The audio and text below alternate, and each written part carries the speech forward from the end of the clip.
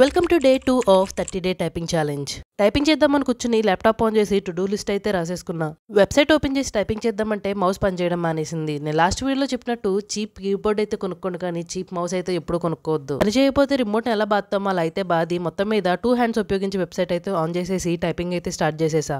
Subscriber విషయానికి వస్తే నిన్నైతే చాలా మంది ఐ విల్ జాయిన్ అని కమెంట్ చేశారు, కానీ దాంట్లో 4 to 5 మెంబర్స్ మాత్రమే నిన్న డే 1 అయితే కంప్లీట్ చేశారు. సెల్లే ఫస్ట్ డే కదా, టైం దొరకదు. డే 2 నుంచి సరిగ్గా చూద్దామని డిసైడ్ అయ్యాను. ఎవరైనా ఈ రోజు నుంచి స్టార్ట్ చేస్తే గనక కమెంట్స్ లో డే 2 అని టైప్ చేసి మీ highest speed and lowest speed ని కమెంట్ చేయండి.